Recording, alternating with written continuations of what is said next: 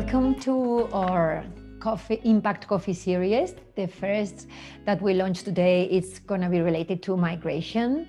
And it is just for a chance, but you know that we've been dealing in Spain with a migration crisis with the Moroccan people. So it couldn't be more like actual, the topic that we are discussed today. And this is not going to be more diverse or different the way in which we think we can tackle this humanitarian crisis. So these coffees are made for people to innovate and think in different ways and think in impact investing as a way of solving social problems. So this is our first coffee, but there is going to be a series of them in which we'll be dealing with different social problems in a different way. Far from granting and donations, we really think in another different ways or more sustainable ways to solve these problems. And we also want to attract talent from around the world to explain to us here in Spain or everywhere when you want to join our coffees, different ways, modern ways, more sustainable ways of dealing with social problems. So today we have two really good speakers that are going to share their views with you. I will allow them to introduce themselves, but what they really bring here, they're Spanish, so this is good. And they are working in international financial institutions. So every time we hear in Spain about Banco Mundial, the World Bank, or el Banco Iberoamericano, it means that they are dealing with like the macro problems in economy, but they are beyond that, giving innovative solutions to these macro problems that could be used in a micro environment like our social problems in Spain. So I will allow them to introduce themselves, Carlos, Reyes, and Concepción, Aisa, and I will later come back and make them questions for us to learn. Excellent. Thank you very much, María Ángeles. It's a pleasure to be here, and it's a pleasure to be with all of you. As María Ángeles mentioned, my name is Carlos Reyes. I work for the International Finance Corporation, which is part of the World Bank Group. The International Finance Corporation is a multilateral institution whose objective is to foster private sector going into emerging markets. It was started in 1957. It started originally as a debt financing institution. The first loan that we gave was for Siemens of Germany to go to Brazil. And since then, we have now a balance sheet of about $100 billion. We do roughly $11 billion of transactions for our own account, and we mobilize from third party another $11 billion. The majority is in project finance, but we do about $2 billion of equity, between $1 to $2 billion in a given year, and the remainder, 8 to 9, tends to be project finance. And we are, as part of the World Bank Group, very much focused on fragile countries and trying to put what we call our financial firepower into solving social issues. So impact investment has been, from our point of view, in our DNA since our foundation. And as María Ángeles was mentioning, it is by chance that now the migrant crisis is very much upfront in the Spanish newspapers and in the Spanish media, but this is something that we've been dealing for quite a while. And what we try is to, and we will talk in more detail, move the debate more from the humanitarian crisis to a solutions point of that crisis. Thank you, Carlos, and thank you very much, María Ángeles, for inviting us today to be here. So my name is Concepción Aisa, and I also work at the part of the World Bank, but I work what is called IBRD, which is like the public sector, and there we develop solutions also, for sustainability for governments and sustainable and SOEs, which are public enterprises. And as part of this, we have been dealing with one of the topics that we are going to be talking here today, right? Which is, what do you do with the refugees and migrants population, and what we also call IDPs, internal displaced people inside the country. Thank you. Very happy to be here today. Yeah, we are all together here in Value Space, and we're very lucky. Thanks to the pandemic, Carlos and Concepción are now in Madrid, and we have been able to share our space with them, and really longing for you to be here with us in like we were doing before, all the events we were doing before in a presential way. So my team has wrote to me a few words regarding migration, and it has made me think a lot, because it is true that migration has been like very close or synergic, or it was the story of humanity. It's the story of migration. And this is a reality, but what is happening now is that probably in a certain period of time, it is happening more often, and we have different reasons now obliging people to migrate. Some of them are climate. This is new, it wasn't before. Conflict has been more often a cause of migration, economic reasons also. But what I really feel is that this that is now called a humanitarian crisis is not probably a crisis anymore, is a problem or a situation which we are going to have to deal in the future. And as we got the pandemic and no one was able to get rid of it, it is for us more, we can feel it more, that maybe sometime we will be a refugee, because things are happening globally so fast. And with the pandemic, there was not respect for anyone, any country, nothing. So now more than ever, this problem is not a problem of Syria or Morocco, it's a global problem. And any of us could be sometime dealing with being a refugee. So my first question is that we've considered always migration crisis as humanitarian crisis, but there's a different point of view of seeing them. Sometimes this humanitarian crisis has developed into political crisis too. And I would like to know more about what initiatives both your institutions you're working in has been taking place to deal with these problems. Absolutely, and I think the intro, María Ángeles, is duly noted. I mean, at some point in time, many of the countries that now are receiving immigrants, they themselves were the source of those immigrants, and therefore that humanitarian crisis can happen to anyone at any point in time. Anyone can be a refugee, and the refugee can be for political reasons, for climate reasons, but more often than not for economic reasons.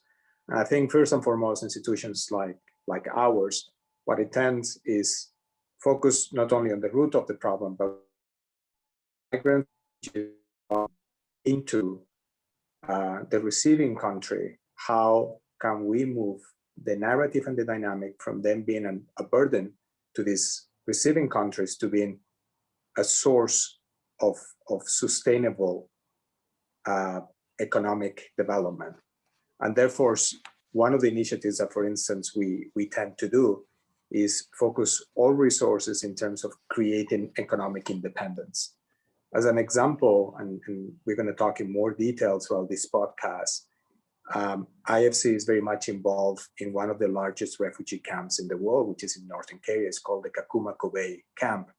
And this is a camp that has been in operation for nearly 25 years. It was started in the early to mid 1990s and has refugees from South Sudan, Burundi, Rwanda, Democratic Republic of Congo, Ethiopia, Somalia. So from a very diverse set of countries in the region. And it has right now about 160,000 people. To put it into context for those of you that are listening to this podcast and you are in Spain, this is equivalent to a mid-sized Spanish city. So for instance, Badajoz, which is in the southwest of Spain, is about 150,000 people. So moving that economy from being dependent on NGOs to being self-sustainable, being able to create jobs, being able to address the root causes of why that people have migrated is what my institution tries to focus, very much at the micro level. Mm-hmm. Thank you, Carlos. So yeah, going back to your introduction, María Ángeles, I think actually Carlos and I, we are good examples of economic migrants, right? We moved to the States for job and because of economy, right? And for work reasons. So I think nowadays we are moving more and more towards a society where this is just part of the new normal, right? Movements of people, regardless of whether they are triggered by conflict, by climate change, or by jobs and economic reasons. And inside the initiatives that we have developed so far for these movements of people, one of the ones that got actually the World Bank Presidential Award on Innovation, it's called the Global Conception Financing Facility. And I would say that one of the key drivers for the success of this platform is that it's not just looking for solving problems in the host communities or the refugees communities, but actually in both of them. And actually, we believe that that's one of the key reasons and key sectors of where we need to develop further, right? How to integrate the host community with the refugee community, and to in doing this, and by doing this, to develop further and to improve the quality of life of both education systems, health systems, infrastructure systems, all of this. And this facility was created after the Syrian crisis. It started in the Middle East and North Africa region. And the first benefiting countries were just Jordan and Lebanon. But nowadays, under the President Obama, it became a global one. And nowadays we are dealing with refugee crisis in Colombia and Ecuador due to the Venezuelan migrants. I love to hear your opinions and your work and your experiences, because it makes like a positive statement on what we have always considered a crisis very, very difficult to solve. And so it's like a window of hope that we're seeing here.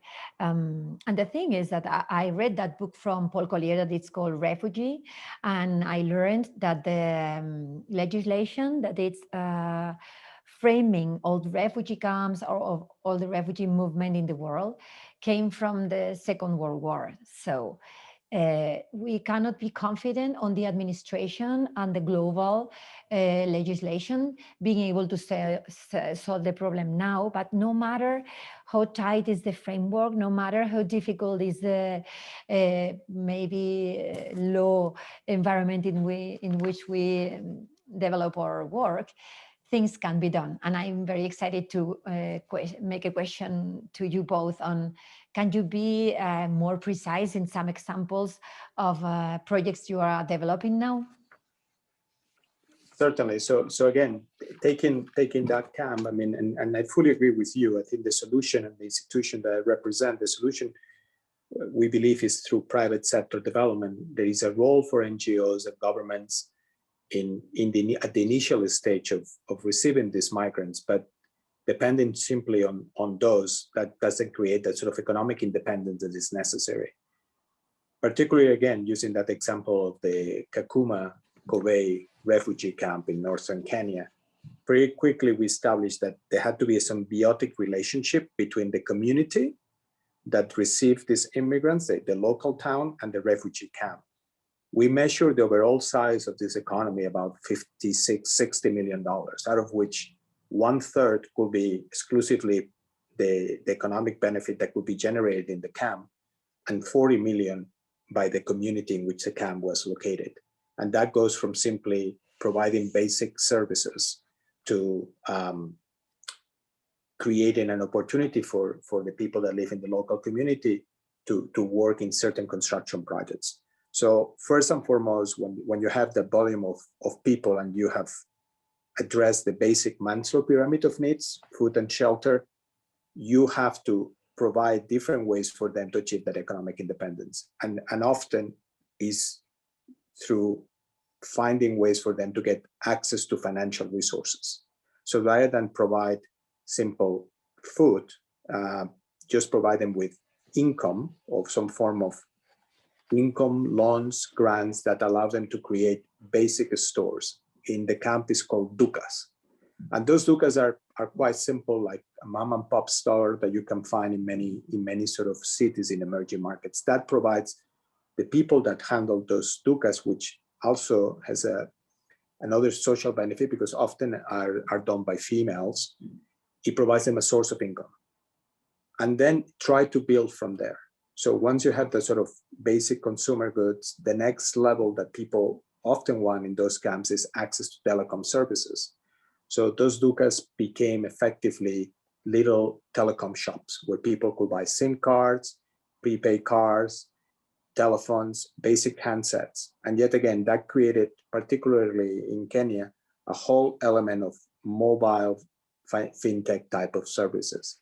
And then last but not least is trying to formalize those people into quote unquote what we call the formal financial sector. Those dukas or other businesses that are created, can they be registering within the Kenyan authorities so they are part of the formal sector and therefore they have access to greater grants? Over the last 10 years, we have generated about 2,000 businesses, which again, within the context of 160,000 people, that doesn't seem to be that much, but it gives an idea of what is possible. And the next step, for instance, which is a very interesting project, is based on the metrics and the analysis done by our teams, we believe there is a possibility to put a supermarket, a small supermarket about like 1,000 square feet, into the camp. And that will capture about 30% of the demand for basic goods, fruits, vegetables, and that will generate on average another $6 million for the supermarket. It is an example of like micro. Obviously, if you were to look for big financial players going in there, the amounts are small, but it provides that sort of economic independence to the people in the camp and a positive interaction with the community in which the camp operates. So as you were saying, María Ángeles, it goes from being a burden to being something that the community that receives these migrants see them as a positive element in the economic development of that community. Well, thank you very much, Carlos. So you have provided a great definition of what can be done at the camp level, right? And at the micro level. We work more also in the site where I am in the bank at the macro level, right? And many of these people that they live in refugee camps, they also offer a great set of values and abilities to the hosting population, right? So actually many of our projects, they are linked to work permits in the hosting communities, right? And we believe that by default, these kind of migrations, they are seen many times as a threat to the communities. So by dealing with both, with the hosting community and the refugee community, we try to create synergies and leverage in both, because it's true that the hosting community, by default, they are going to see their education system affected, the health system, the infrastructure system. So, for example, the facility that I was explaining before, the Global Concessional Financing Facility, what it tries to do is to somehow to provide concessional financing for these nations, that actually what they are doing is creating a global public good. Because we believe that many times that is forgotten, right? That the migration of people, I mean, borders at the end of the day, they move historically, and they are kind of an artificial barrier to movements of people. But what this kind of transfer of funds try to do is to provide the financing for this global public good. And this is the reason why many countries and institutions like the European Commission or countries like the US, for example, currently, or Canada, they have joined this effort that was triggered by the European Union and European countries to provide funds to refugees. Thank you. I love what you say. I have some more ideas, but we don't have time enough. So I just really want to come to the point on how a private investor could be part of the solution. We've seen that the administration is taking steps into making the refugee camps and refugees a sustainable issue, or even more, make them part of the productivity assets of the country, of the hosting country. So how can a private investor be part of this solution? So I think is different ways. I mean, and again, that's the great thing to a certain extent of the World Bank ecosystem, that we can operate, as Concepción was saying, from the high level to the micro level. At the end of the day, what some of these private sector enterprises want is a scale. So once, for instance, you have high coverage of mobile service, or you have high mobile service penetration, again, I'm using the Kakuma account. At the moment, there is about 34% mobile penetration. Once you reach a similar penetration that other parts of the country, like in Kenya, is about 84%, it offers a whole set of services, from transfer of money via M-Pesa to more basic ones. One, for instance, that I think it was extremely clever was there is what we call a catalog seller of basic goods and wares in Kenya, which is called copia, as in the Spanish copiar. And they use the catalog, they send the catalog to people, but they have small shops in which they sell their wares for people to buy. So very cleverly, they use these dukas I was referring to, these mom and pop stores that were all around the camp. And the camp is the size of a reasonable city in order to contain 160,000 people. So they have substantially increased their sales. So for them to put money into the refugee camp makes sense. However, there are challenges. What a private investor wants is adequate infrastructure, which unfortunately the camp does not have. If they're going to put any sort of mini production or manufacturing facilities, a way to get the wares out. Right now, we're thinking about putting some form of airport near the camp. But also, one of the things that is very acute in the current society, we are moving towards a society of knowledge. And therefore, one of the things that often hampers the immigrants, particularly from the countries in the South, is the lack of access to education. So those that emigrate, and particularly the population that is in this Kakuma camp, suffers from acute levels of basic education. So therefore, it is imperative to establish some form of public-private partnership that will allow NGOs to focus on NGOs and governmental institutions to provide that sort of basic education, but target that basic education with investors that are willing to put basic, again, manufacturing facilities. It's very telling, like, for instance, right now, Chinese companies are looking to move, or they were looking prior to the pandemic, of moving some of the production facilities of basic wares, shoes, ceramic, and other sort of basic goods from China, where the cost of labor had gone up, to East Africa.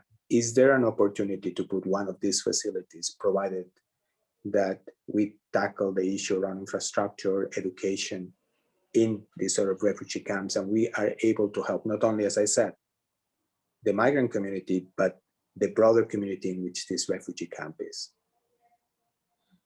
Well, thank you, Carlos. That was a great explanation. I can tell you that from the public sector point of view, what private investors can do is create jobs and demands for this immigrant population, and demand, right, to the governments to have regulations and opportunities that will foster that private sector. I think many countries, hosting countries, are moving into that direction, but everything that has to do with demand driven and public society demanding that has much more traction.